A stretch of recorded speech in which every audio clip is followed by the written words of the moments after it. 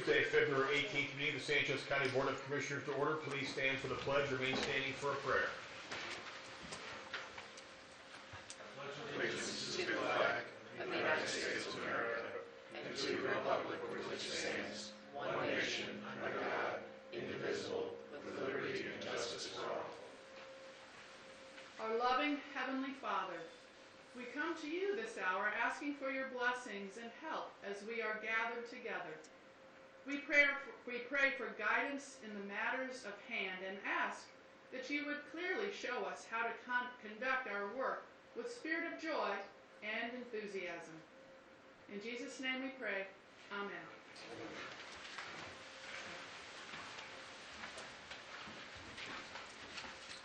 All right, first order of business, opening reading of bids. First item is the 2020 Police Patrol Vehicle.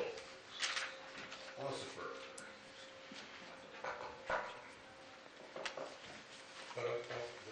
Dean Chandler, St. Joe County Patrol Division, 4817 Lincoln Way West in South Bend.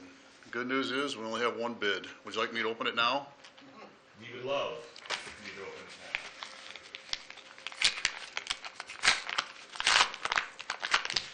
now. Anticipation. We are going to only buy patrol cars this year, and the price for each vehicle is $43,093. I'll have to go through my trade-ins. We're not trading in any patrol cars. We're trading in some other. Oh, sorry, Jordan Ford. Sorry. Is there anyone else who submitted a bid whose bid has not been read? Okay. So I will sit down, figure out the trade-ins, and come back at the next meeting with an exact and final cost, and go from there. Awesome. Any questions or comments? I think when we first approved advertising for this, it was $43,000 was the estimated cost. Yeah, that's what I estimated. In the credits and discounts. Yep. You're able to negotiate. Thank you for Yep. using your negotiation skills on taxpayers' behalf. Yep. Any other questions or comments? Now, is there a motion? Motion to accept this bid from Jordan Ford. I think you should accept it and make a further recommendation study and bring it back to your next meeting with final thoughts. Yep. We have a motion and a second. All those in favor, please signify by saying aye. Aye. Opposed? Motion passes. Thank you, sir. Thank you. Next up, infrastructure planning and growth. We have, we handle all these. These are annual bids. You guys have traditionally done these as one agenda item, items A through F. Liquid bituminous, miscellaneous aggregate, drainage pipe structures, guardrail and bridge materials, fuel, oils, lubricants, and miscellaneous materials, bituminous patching materials, traffic paint, and signage materials. Good morning, Jessica Clark, County Engineer, Department of Infrastructure Planning and Growth on floors 4th, 7th, and 11th of this county city building. We received bids for liquid bituminous materials from Asphalt Materials, Inc. and the Klink Group. For miscellaneous aggregates, we received bids from Aggregate Industries, Beamster-Bower, the Klink Group, Phoenix Services, and Reith Riley. For our drainage pipe structures, guardrail, and bridge materials, we received bids from ATB, Debco Metal Products, James Drew Corporation, Metal Culverts, Inc., and St. Regis Culvert, Inc. For fuel, oils, lubricants, and miscellaneous materials, we received bids from Bellman Oil Company, Series Solution, Co-Alliance, Crystal Flash, Petroleum Traders Corp., and Yoder Oil Company. For bituminous patching material, we received bids from Fendon Brown, Reith Riley, and Walsh & Kelly. For traffic paint and signage materials, we received bids from Davis Imperial Coatings, Ennis Flint, Osborne Associates, and Ozark Materials. Were there any bids that were not read aloud that were submitted? Seeing none, we'd recommend that the Board of Commissioners physically accept the bids for the various annual materials, and we will review them and provide a recommendation at a later date. Any questions or comments? Is there a motion? So moved. Second. Motion and second. All those in favor, please signify by saying aye. Aye. Opposed? Motion passes. Thank you. Next, reports and requests first from the Board of Commissioners. First item is the accounts payable docket. Is there a motion? Motion to approve the accounts payable docket. Second. Motion is second. All those in favor, please signify by saying aye. Aye. Opposed? Motion passes. Next up for your meeting pleasure, we have an add-on. It's the Employee of the Month. Ms. Kim.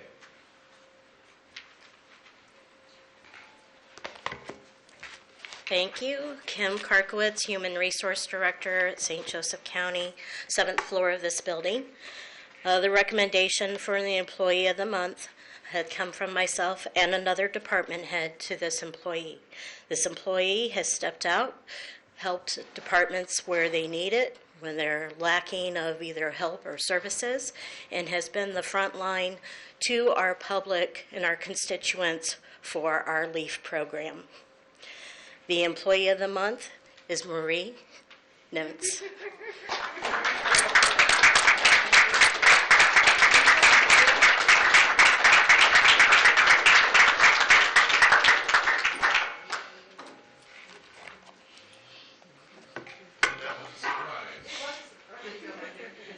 And because Marie does the agenda, it is hard to surprise her.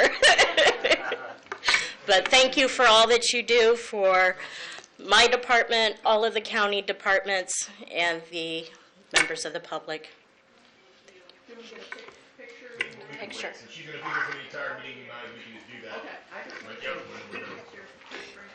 Yep. Thank you, that's all I have. Thank you, Kim, for Thank you submitting. very much. Marie, anyone who's had the benefit of working with her knows that she is a bright representation of St. Joseph County to many people calling the commissioner's office, whether it's leaf pickup or the other 365 days of the year, and their topics and questions. Thank you. And anyone that could definitely maneuver through the leaf pickup process and improve every year. That's one of the, how from a customer service standpoint, how things have improved from year to year in the last 3 or 4 years has been in large part due to Marie's just attention to detail and making sure that, that she responds in a quick and kind manner. When the questions aren't always quick and or kind that come to you. So I really appreciate everything you do, not just during that program, but every day for the Board of Commissioners. Thank you. Absolutely. You did a nice job of helping us and serving us. I don't know if I blame her for the leaf pickup. Oh. Only the good things. All right, moving on to the Hospital Authority Board. I will now open nominations. There's nominations for Daniel J. Smoger and Jerome, how do you pronounce that? Kerr. Who? Kurtz? I think he said her. Kearns, okay. Kearns. Are there any other nominations? I second the nominations of Commissioner Fleming. I will now close nominations. All those in favor of reappointing Jerome Kearns and Daniel Smoger to the Hospital Authority of St. Joseph County, please signify by saying aye. Aye. Opposed? Motion passes. Next, move on to Community Corrections Advisory Board. I will now open up nominations. Are there any nominations? Nominations for the advisory board would be Miss Bobby Woods. Second. We have a motion and a second. All those in favor? Aye. Aye. Opposed? Any other nominations? Hearing none, I will close nominations. All those in favor of reappointing Bobby Wood to the Community Corrections Advisory Board, please signify by saying aye. Aye. Opposed? Motion passes. Next, Alcohol Beverage Board reappointment. I will now open nominations. Nomination for that is John Shalio. Second, we have a motion and a second. All those in favor, please signify by saying aye. Opposed? Aye. Are there any other nominations? Hearing none, I will close nominations. All those in favor of reappointing John Shalio to the Alcohol Beverage Board, please signify by saying aye. Opposed? Aye. Motion passes 2-1. Lastly, an appointment to the Redevelopment Commission Board. I'll now open nominations. Nominations would be Jessica Clark, Dennis. And just Okay, Jessica. second.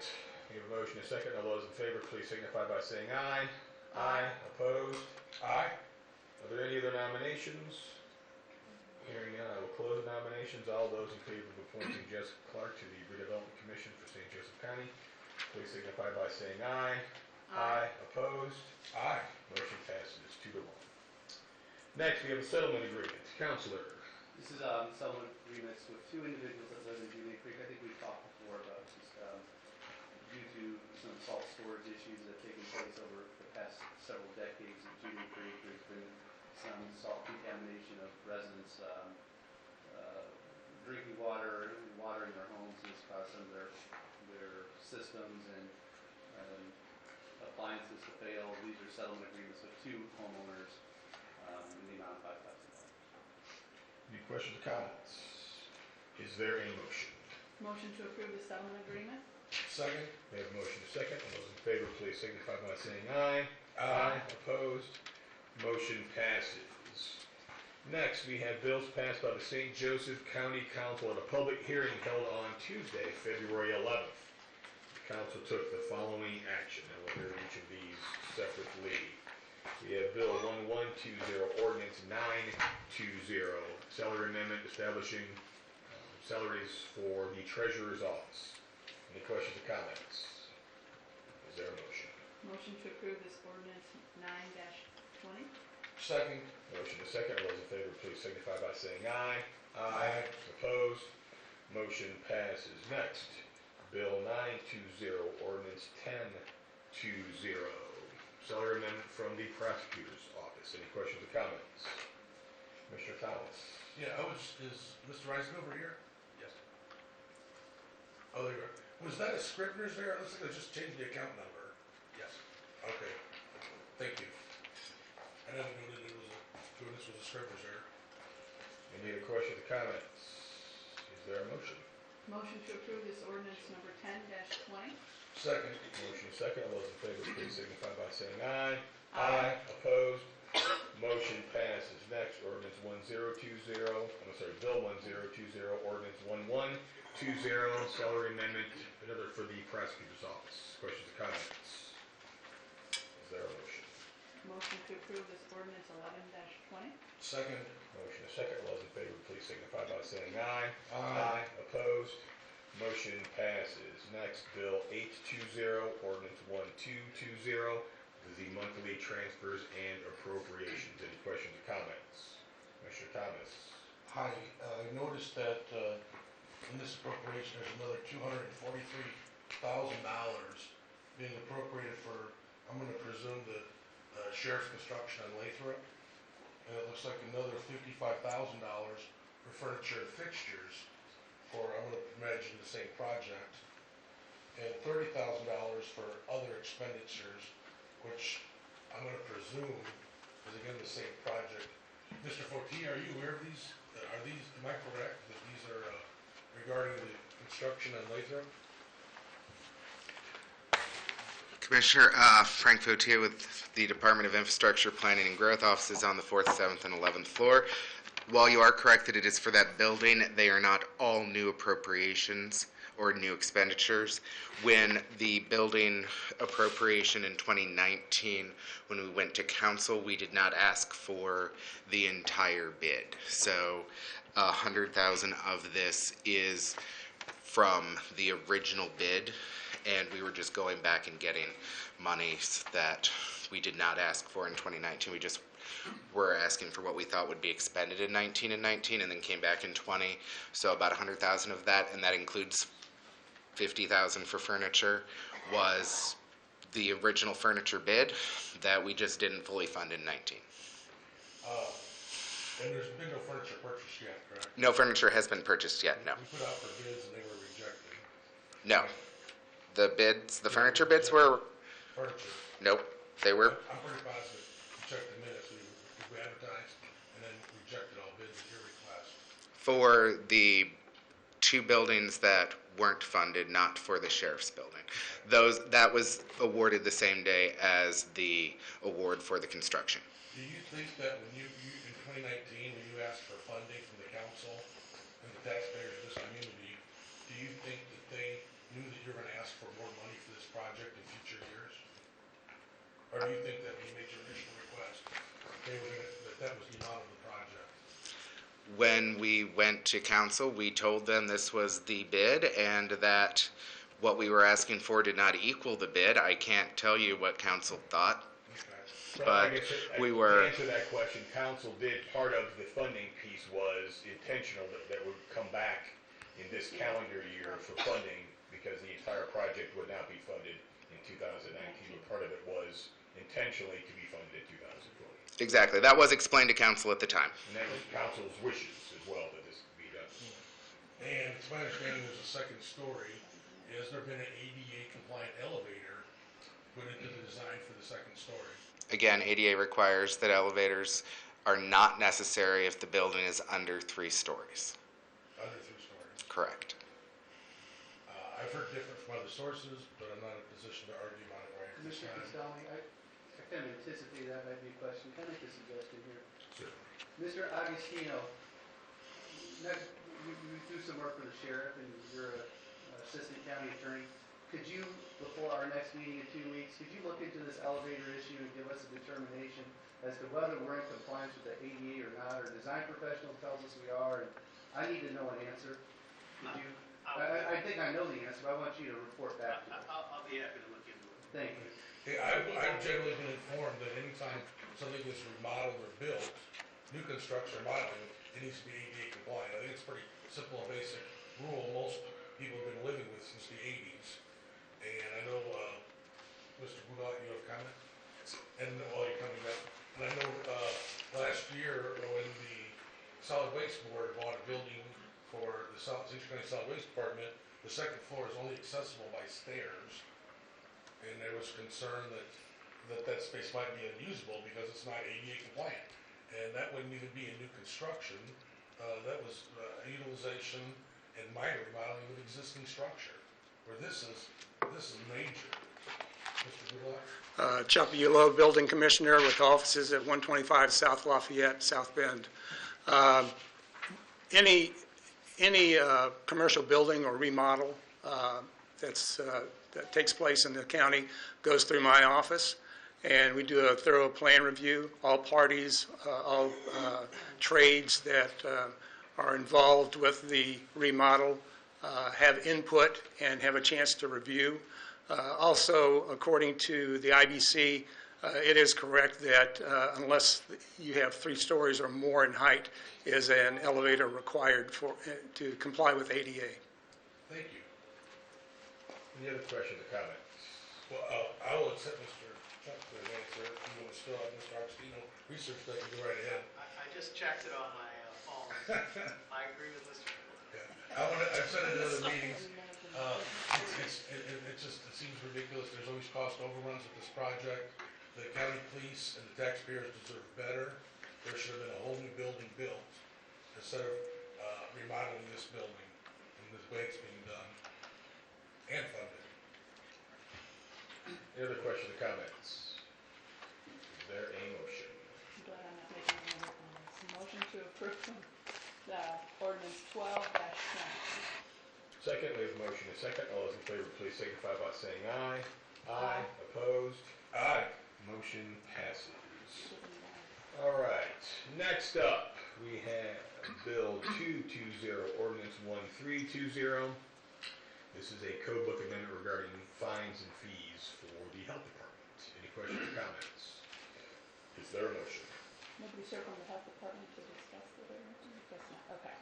Alrighty, I'd like to approve this ordinance 13-20 for the schedule of the fines and fees for the St. Joseph County Health Department. Second. We have a motion and a second. All those in favor, please signify by saying aye. Aye. Opposed? Motion passes. Next, Bill 320, Ordinance 1420. Ordinance utilizing diversion, allowing the prosecutor's office to utilize diversion funds. Any questions or comments? Commissioner Thomas. I'm sorry, Mr. Reisenhuber, another question, if you may. Just in rough numbers, what's the annual draw that this might activate? Is it 20,000, 200,000, $1 million? That's a good thing, and I'm happy to see us do it. Bob Reisenhuber, Prosecutor's Office. Office is on the 10th floor of this building. Your question, sir? What's the size of this fund, do you think we're not going to be able to? $500,000. A year? Yes. No, that's the balance now. We bring in about 200,000 net after we pay the expenses for administering the fund. Wonderful. Thank you. Okay. Any other questions, comments? Is there a motion? Motion to approve ordinance 14-20. Second. We have a motion and a second. All those in favor, please signify by saying aye. Aye. Opposed? Motion passes. Next, Bill 420, ordinance 1720, amending the code book for different regulations and energy conservation systems with area plane. Any questions or comments? Is there a motion? There's a motion to approve this ordinance 17-20 having to do with the solar energy,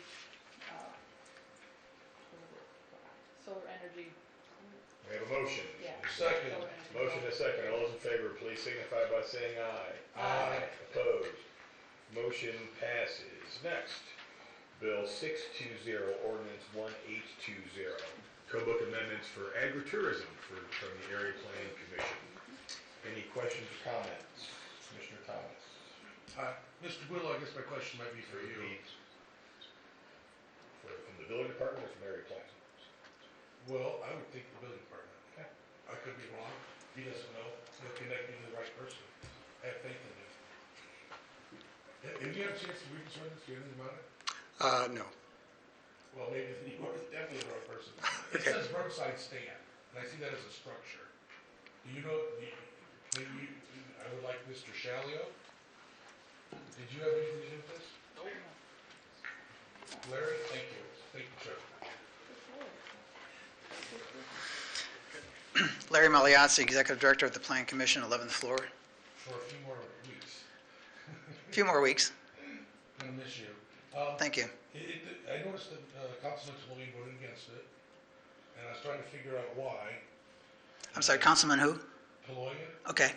and I know Mr. File wasn't here either, wasn't here at all. But I was wondering why Mr. Tlaleen voted against it. Are you aware? Well, I was aware he voted against it. I'm He didn't- not sure I remember his comments of why he did that or not. Well, maybe make more of a research on it. And I see it refers to there should not be more than one roadside stand per lot. So I guess what's the definition of a roadside stand? You know, is it a cart? Is it a little structure that sells tomatoes? If I was a farmer, or we have farmer constituents, then they have more than one stand on their lot. And I think when I read this, I think not. So I don't want to inhibit some farmer's ability to sell fresh vegetables, because maybe they're selling eggs too, you know? So is there a specific definition for roadside stand? Is there a definition? I know the No. building code- Yeah, I didn't think we had I one. thought it was asked for Chuck, because Right. building codes are real freaky. What is a roadside stand? Right. Well, the roadside stand has always been in the zoning ordinance. It's been there for decades, okay? There's been really there's no definition. We've never run across a problem of somebody complaining about one being too small or too big. Most of these that I know of have never had electricity run to them or plumbing. It can range anywhere from, a folding 8-foot table to a covered stand that's built with wood. They come in various sizes from my observations, and we've never really regulated them. Thank you. I think the gentleman there would like to speak, or help shed light on Good. this. Well, if he has some more information.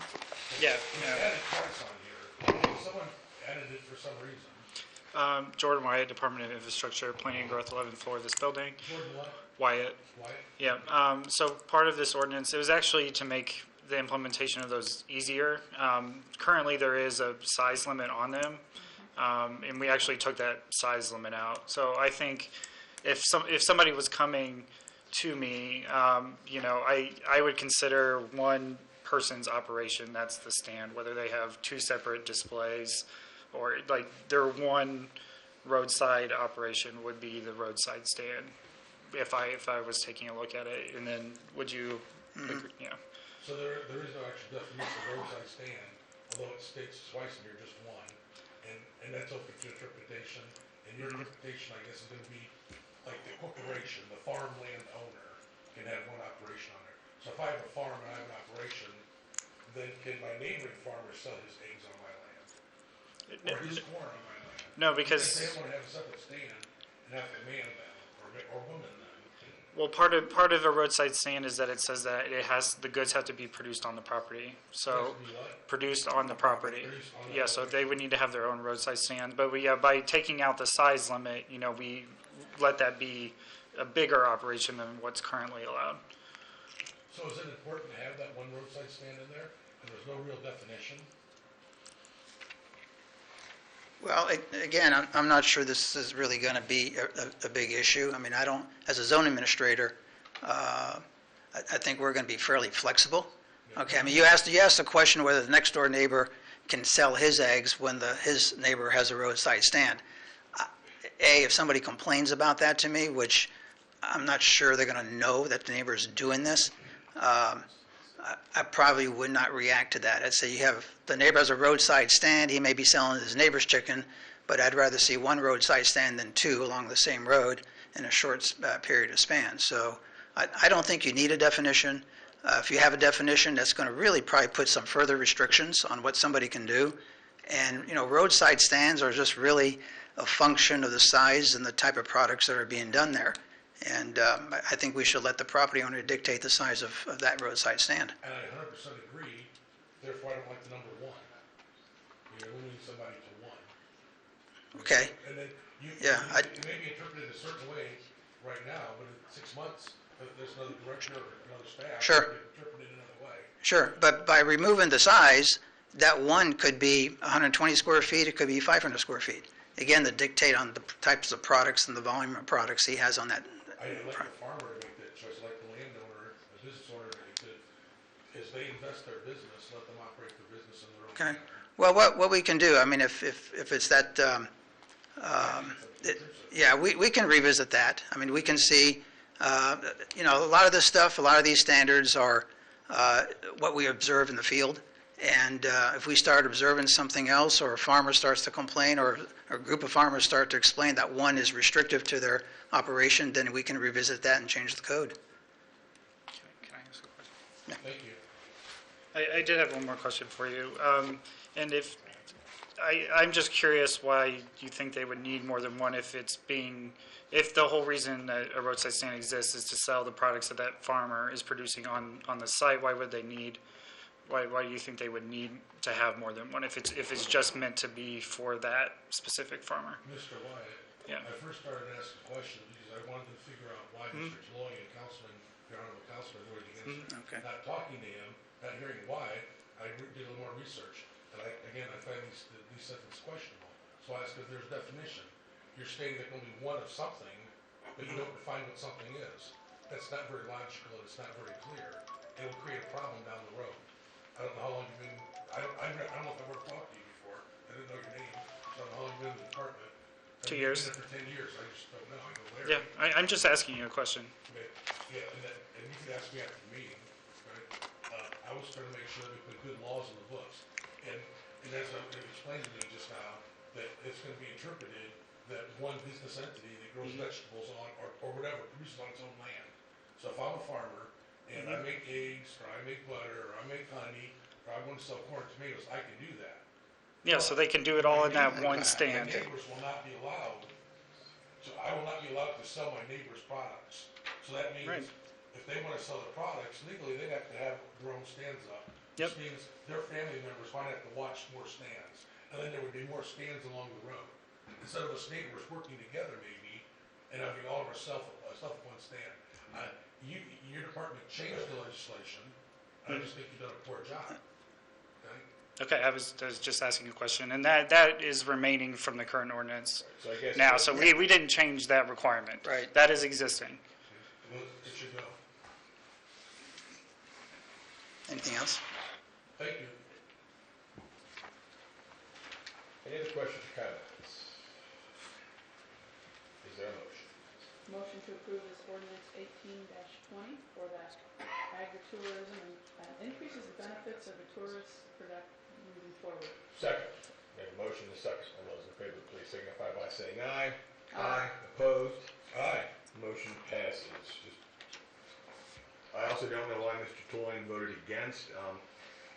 Just from a clarity standpoint, the limitation of each property owner must have their own stand to sell their own products. That is an existing law. So that is not changing as a result of this. What this is trying to do is make it easier for someone to do that. Now, if it needs to be cleaned up or tightened up a little bit as it moves forward, that can certainly happen. But the purpose of this was to make it easier to not limit. If someone wanted to have a ginormous friggin' stand, they could do that, but that would be once again up to the individual property to decide what they wanted to do there. All right. Lastly, Bill 7-20, Ordinance 1920, amending the code book for area plans for personal vehicles, trailers, mobile homes, tents, etc. Any questions or comments? Is there a motion? Motion to approve this ordinance 19-20. Second. We have a motion to second. All those in favor, please signify by saying aye. Aye. Opposed? Motion passes. All right. Next, we move on to the building department. Request approval of demolition bid awards. Chuck. Good morning, Chuck B. Lowe, Building Commissioner with offices at 125 South Lafayette, South Bend. At a previous meeting, we accepted bids for these demolitions in the county. This has been delayed somewhat. I did have a chance to go through and come up with a list of what I consider the lowest and best bids. And the following is a synopsis of this. Concerning 12409 Adams Road, this structure was demolished by the owner, so it's no longer on the list. Concerning 55198 Pear Road, this was also demolished by the owner. It's no longer on the demolition list. Next, we have 50430 Bittersweet Trail.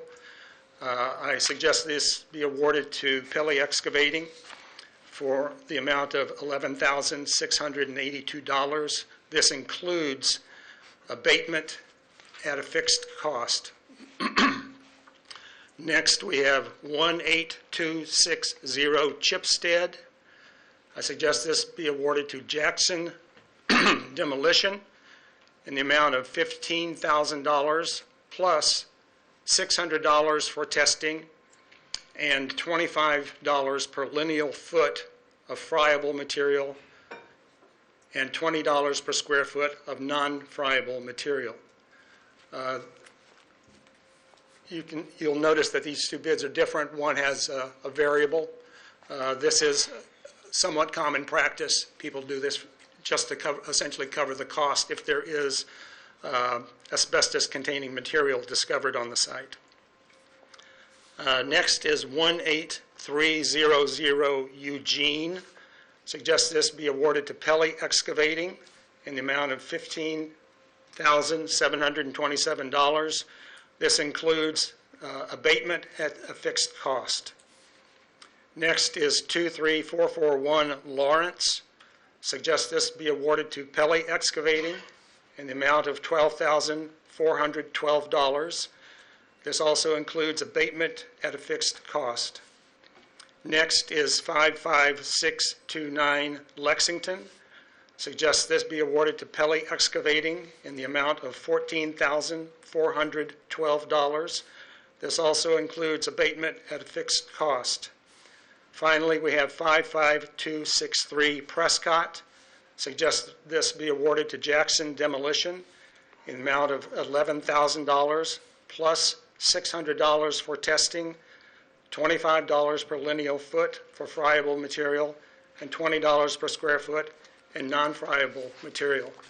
And just so you understand the terminology, friable material is asbestos-containing material that you can crumble with the bare hand that contains asbestos. That includes thermal insulation or fire retardants, say spray-on insulation for fire retardant. The non-friable refers to asbestos-containing material that cannot be crumbled with the bare hand. This would include resilient flooring, that type of material. one of the bids was not included at suggestion of the commissioners, and that was 52263 Prescott. And that was not included in this consideration. Be happy to answer any questions you might have. Are there in fact any questions? Mr. Thomas? I think Thomas, thank you for you and your staff doing this. I think sometimes John and Jim Citizen don't realize how much it costs and how many steps there are to demolish property, whether it's in the city limits or outside the city limits. There's various utilities that have to be disconnected, and utility companies don't just have tons of staff waiting around to do those jobs.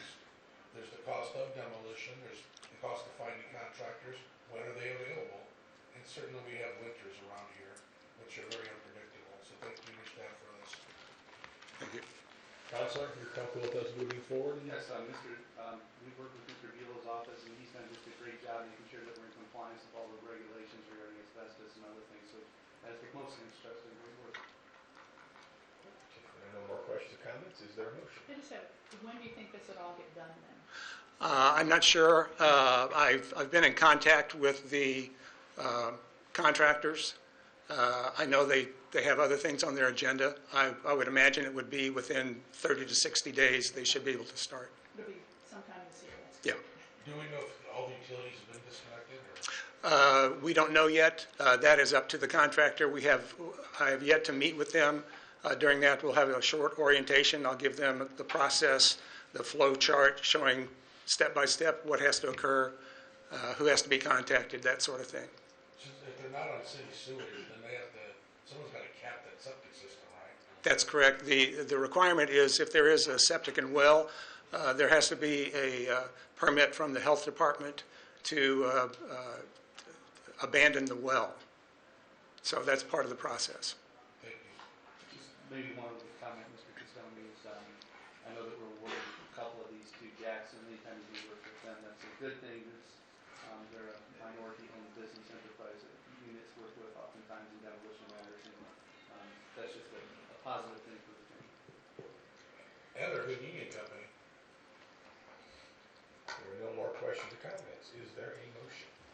Motion to approve awarding these demolition bids. Second. Motion is second. All those in favor, please signify by saying aye. Aye. Opposed? Motion passes. Thank you, Chuck. Thank you. Thank you very much. Now, we had hoped to get this done in 2019. Funding prohibited that, and plus we also ran into we want to make sure the asbestos abatement piece was being done, so I'm glad we're finally able to move forward. Thanks a lot, Chuck. Appreciate it. All right, County Police, request approval of nurse practitioner agreement for the county jail. There's your Good morning, Commissioners. Peter J. Agostino, Attorney at Law, 131 South Taylor Street, South Bend, Indiana, 46601, right down the street. Before you is the third agreement that makes up the plan for providing medical care by the sheriff to the inmates. And this is the second nurse practitioner contract. I think when I was here last time, we were still working on this, and we are now ready to move forward, and it's the same contract except different person that was previously approved by the commissioners, and I'll answer any questions. Are there in fact any questions? Is there a motion? Yeah, motion to approve this second contract for the nurse practitioner agreement for the county jail. Second. Motion is second. All those in favor, please signify by saying aye. Aye. Opposed? Motion passes. Thank you. Sir. All right, moving on to infrastructure planning and growth. First item, request approval of state and local public agency project coordination contract for the St. Joseph County Bridge Inspection Program 2020-2023, description 1593056. Good morning again. Jessica Clark, County Engineer, Department of Infrastructure Planning and Growth with offices on the 4th, 7th, and 11th floors. Before you is our state LPA contract for our upcoming bridge inspection cycles for years 2020 through 2023. We recommend your approval. Questions or comments? Is there a motion? Motion to approve this bridge inspection agreement. Second. We have a motion second. All those in favor, please signify by saying aye. Aye. Opposed? Motion passes. Next, request approval of 2020 census expenditure. For our 2020 census effort, The county and the cities are partnering to deliver the majority of the program. The cities, I would say, are absorbing the lion's share of the cost. However, we are asking for your approval to expend amounts not to exceed $2,400 for the county's share of this community effort. And there is an attached memorandum from Mr. Magliazzi outlining the types of expenditures and advertising that we do for the census. Questions, comments? Is there a motion? Motion to approve the 2020 census expenditures. Second. We have a motion and a second. All those in favor, please signify by saying aye. Aye. Opposed? Motion passes. Next, request approval of NDOT contract R36882 intersection improvement roundabout on Ash Road, Edison Road, change order number 4.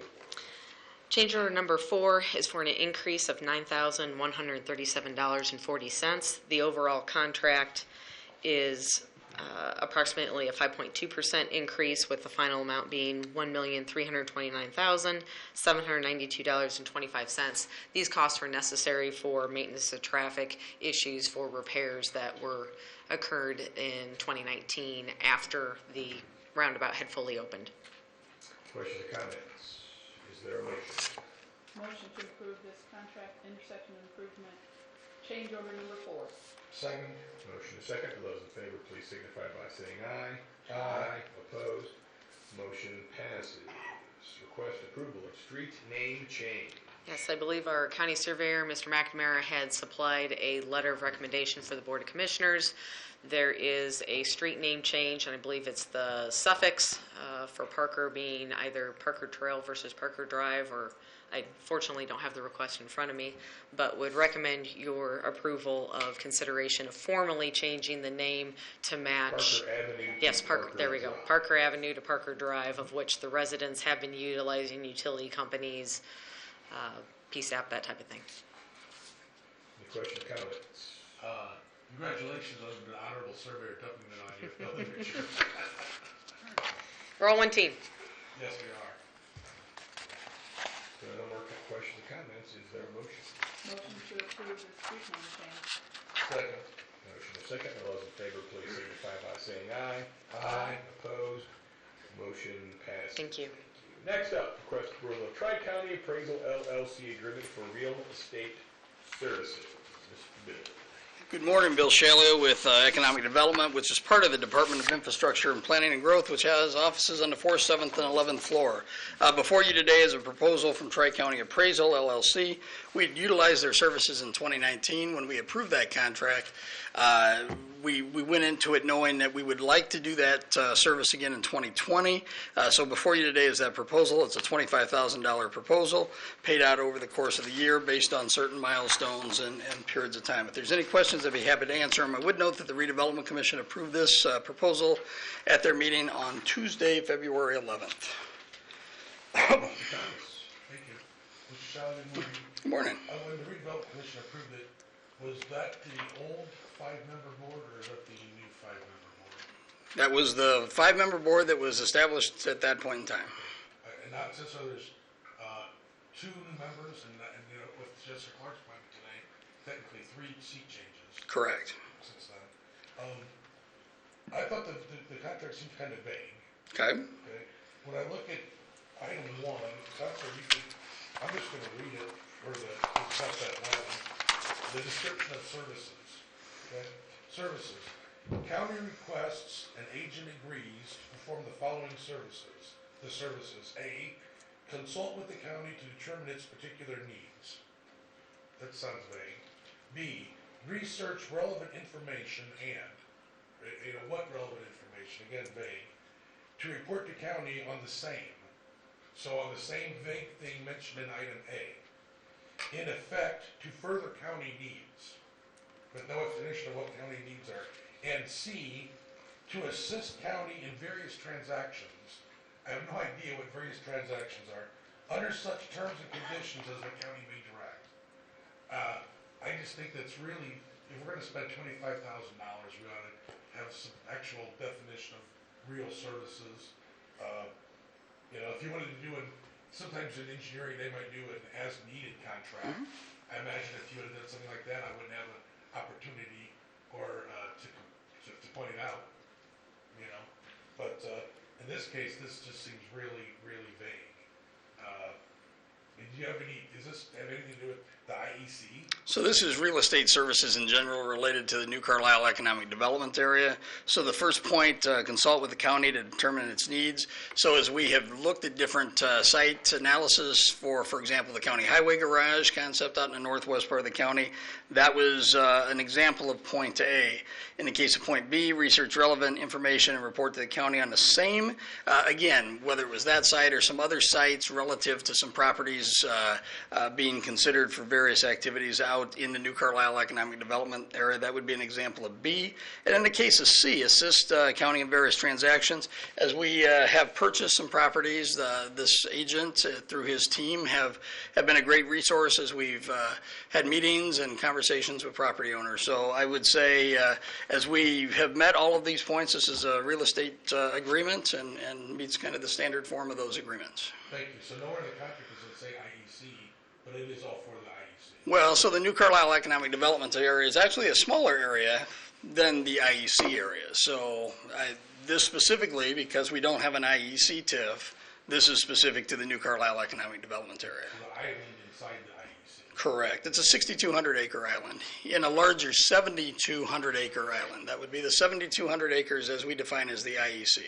Thank you, sir. Yes. Any other questions, comments? Is there a motion? To approve the Tri-County appraisal agreement for real estate services. Second, we have a motion, a second. All those in favor, please signify by saying aye. Aye. Opposed? I say no. Motion passes. Next, request approval of St. Joseph County Airport Freight Line Feasibility Study, supplement number 1 with DLZ. So over the last year, we've been studying the potential and the relocation paths to take the South Shore passenger service managed by NICTD to the west side of the airport. As we have done an initial study with DLZ, that has gotten us to a point where we have to do some additional work. We had gotten to a point in the original proposal where we designed the scope of work, and it's listed here in the memo that was in the packet, to get to a certain point. That certain point was a meeting and some determination from the FAA whether or not we could go forward with taking the train, the passenger service train, the Canton-Arid train, to the west side of the airport through the runway protection zone. We had an initial meeting, we got some initial feedback, so the second half of this proposal was really put on hold until we had some understanding of where the project with double track would stand and where some other projects would stand. We moved this forward at our last redevelopment commission meeting, a commission meeting consisting of 5 members that had been on the board that are now different as of today's meeting and the council meeting last week. But the scope of work here is, again, specific to studying the runway protection zone and getting approval from the FAA and the other agencies relevant to that. Some related traffic study work on Lincoln Way and some of the other neighborhood improvements that would need to be studied to move that forward. And then the additional modification or reclassification of Lincoln Highway to move it out of the National Highway System designation category so that we could move forward with changes specific to Lincoln Way east of the bypass. This is a proposal, again, supplement number 1. The additional scope of work adds $138,100 to the total contract. We'll be moving forward through this with this contract in stages. Again, the Redevelopment Commission approved this contract. If there's any questions, I would be happy to answer them. Are there in fact any questions? Commissioner Thomas? Thank you. My feelings on this subject are pretty well known over the last couple of years. So I just ask one question. Is it possible that this study can come up with an answer that says, don't do this? Absolutely. Absolutely. And that's if the federal government says we can't take the train through the south end of the runway protection zone, that ends this project, this component of the project. Thank you. Yep. Any questions or comments? Is there a motion? Motion to approve St. Joseph County Airport Freight Line feasibility study, DLZ. With that understanding, I will second the motion. We have a motion and a second. All those in favor, please signify by saying aye. Aye. Opposed? Motion passes. Moving on to old business, seeing none. Public comments. Are there any? Maybe old business. I'm so sorry. Well, this is also a question for the counselor. Once the meeting began, another bid was delivered down to the fourth floor from Sherwin-Williams. This would be for the traffic and paint. As we do, just accept these for further review. I guess I would recommend that the board entertain also accepting this bid as being responsive and able for review for a recommendation at a later date from Sherwin-Williams for the traffic and signage. Part of the annual bid. That's perfectly fine, Jessica, so this time we received, just didn't get into your session.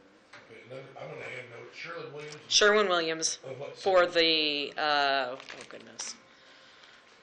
Cleveland, Ohio is where it was mailed from. Motion then to accept?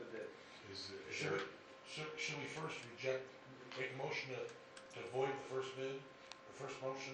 You've accepted those, just accept this one. Does that motion exist? So moved. Second. Motion is second. Those in favor, please signify by saying aye. Aye. Opposed? Motion passes. Thank you.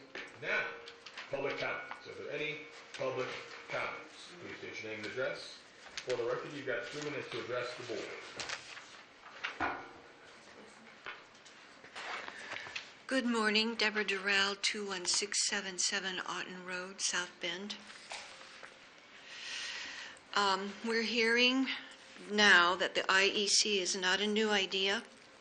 Since the history of development on farmland near Bendix Woods, beginning with the 1920s Studebaker and Singer, continues today. Let's be clear, no, this history does not create a tradition.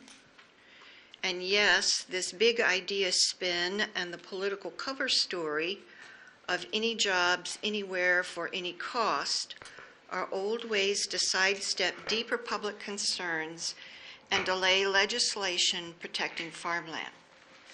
The repeat of large format industry here due to lack of land anywhere else is misconceived as a solution to Indiana's competitive economy challenges, when it is causing many of our biggest problems.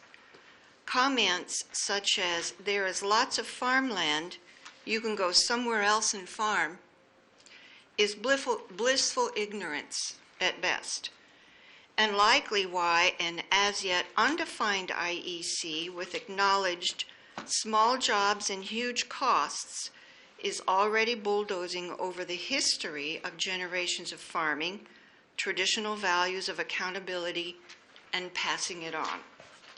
It's time to make history to protect our farmland, ecological diversity, natural resources, and climate with spending and legislation that assists the community as a whole.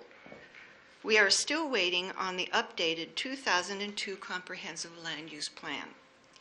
If we are running out of land for development, we are running out of land for everything else too, and it's time to value it more. It's time to say no to more land loss, no matter how you spin it.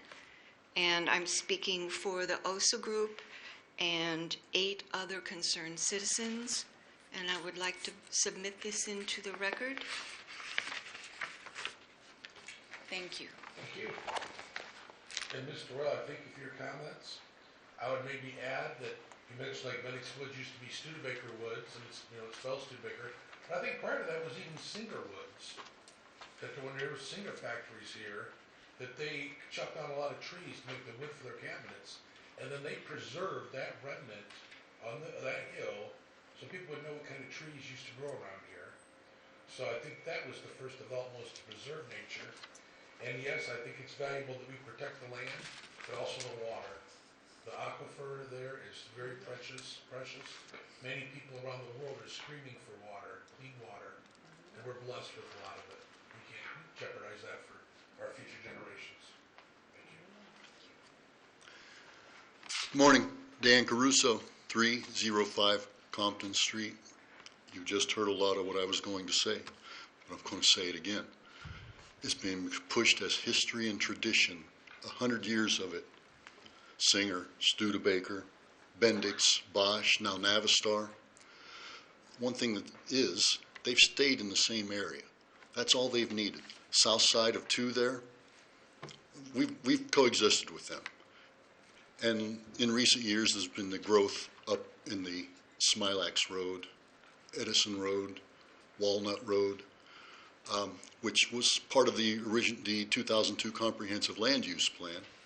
And we've been told that in there was identified 2,500 of acres for industrial growth. We've been told by the Office of Economic Development that that area has been fulfilled. They can't, according to the 2002 Comprehensive Land Use Plan, bring in any more industry.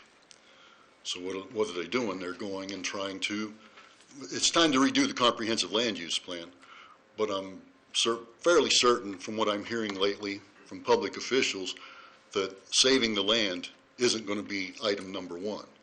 It's going to be looking for somebody to bring money into the area, destroy our farmland, rather than rehab the area around the airport, west side of South Bend, German Township, vacant warehouses already that we're told, the brownfields, we're told, well, we have these big new suitors coming in, they need more land than that, and we're given these maps with overlays of IonTech area onto an area of Ignition Park, which shows all the land around IonTech, so it says, see, this won't fit in Ignition Park.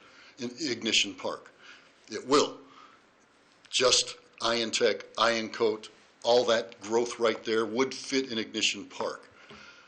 We're told our people that want to come in here, they need more area. They want more area. We ask them who's coming in here, and they say, well, we don't have anybody yet. It's the Office of Economic Development, Redevelopment Commission, Chamber of Commerce that wants this land. It's not the buyers that need it. This property on the west side of South Bend, around the bypass, around the airport, the toll road, can be made to accommodate these people, protect the land that we love, and we will remember in November. Thank you. Thank you.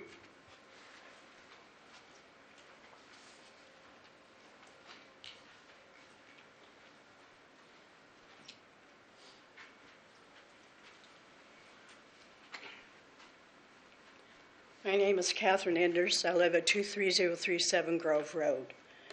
I've been around this community for years, and I've worked in this building a few times too, so I know how things tend to go. But bottom line is, I just read a report that was given to me about a week ago, and I was going to bring some copies of it and forgot it. There was a study done in Indiana in 2018 where Indiana's losing population. If we're losing population, why build buildings for jobs if there's no guarantee that anybody's going to be available to do those jobs? The reason we have lost population is the minimum wage has been really slashed. We've been holding down to like $7.25 an hour. And anybody who gets anything more than that still cannot live on it. I mean, $10 an hour will not get you a good basic living in the city of South Bend or St. Joe County. Next of all, proof in the pudding that we're losing population, we've lost good teachers. They're going to other states to get paid more and benefits. Kids are, as soon as they get out of college, they're moving out of the state because they know they can get a better paying job other places. So in the reality, if half the population in this state, as I have been told, is about 56 years of age and over, and then the generations are still moving out, where are these people coming to work these big jobs that are going in the IEC or any other new building? Also, Amazon is going to be moving out of the building they're in, out by the bypass, because they're having a new building built. So that means where Amazon is, there's going to be empty space. They're in a building where there's 4 businesses functioning. So that means it's just a big warehouse type structure with businesses in it to draw people into work. And then the jobs aren't necessarily guaranteed to be lifetime jobs, or maybe just basically getting you to survive. So we need to think this through. What kind of jobs are they? Are they actually viable jobs that will include a generation of income and an economy for the substance of everybody here? You got to really look at everything, not just, oh, we've got a big building and we're going to put 600 people to work. Where if they're leaving the state? People from Chicago are not going to come here to work. They make more money there. I mean, I know just years ago, working in a restaurant, base pay was almost $10 an hour. And I'm sure it's much more than that now, because if it wasn't, they wouldn't be there. But the bottom line is, you got to look at the reality. If we're losing population, who is going to do those jobs? Number one, better increase the pay, you better have better benefits. That's two parts right there. And you look at the structures, like they said, we have plenty of empty buildings. Bendix has modernized many of their buildings. They're saying they're empty. I mean, they'd even make perfect warehousing. You got plenty of windows on the streets so anybody could see walking around in there. You can go down anywhere in the back roads and find empty buildings. South side of town, there's plenty of brick buildings. General engineers were down there. Those buildings are empty. What kind of warehousing do you need? What kind of buildings do you need? Just prime example, south side, you got plenty of train tracks. You want to put in all this infrastructure for trains. You already have train tracks. Use them. Use them wisely. Any other public comments? Seeing none, the motion to recess is in order. Second. Motion is second. All those in favor, please signify by saying aye. Aye. Opposed? Tough luck. We are recessed. Can we get a quick picture with Miss Maria